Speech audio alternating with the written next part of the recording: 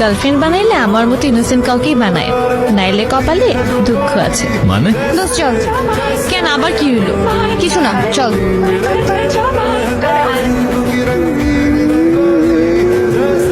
কিরে কি হয়েছে তোদের আবার? হ্যাঁ হয়েছে হয়েছে অনেক হয়েছে ভাই। ডেলি ডেলি তোমাদের এক তামাশা। চল বাসে চল, আয়।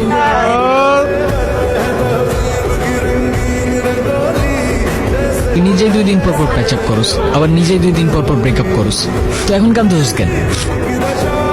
আমি ওরে ছাড়া থাকতে পারি না। আমি কি করবো তুই বল?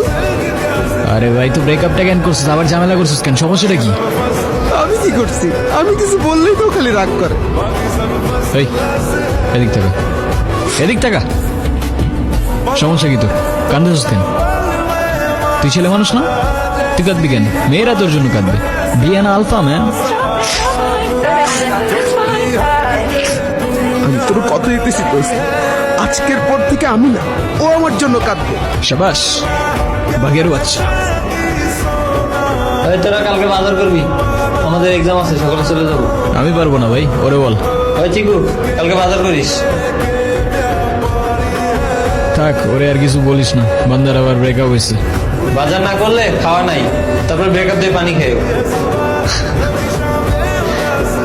ওরা তোর কষ্ট বুঝে না রে। ঘুমা ঘুমা। গুড নাইট দোস্ত। শুভরাত্রি।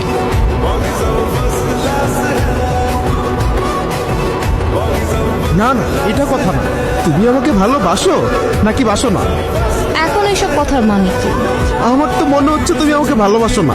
আচ্ছা, বাসি না, যাও। তুমি আমাকে ভালোবাসো না, এই কথা কেমনে বললা? তুমি কেমনে বললে এই কথা সারা? আরে আজব, আমি কখন বললাম? তুমিই তো বারবার বলতেছো। তুমি তোমার ওই কাজিনটাকে ভালোবাসো, তাই তো? বলো। হায় খোদা, এই বান্দার এসব কাহিনী আর কবে শেষ হবে?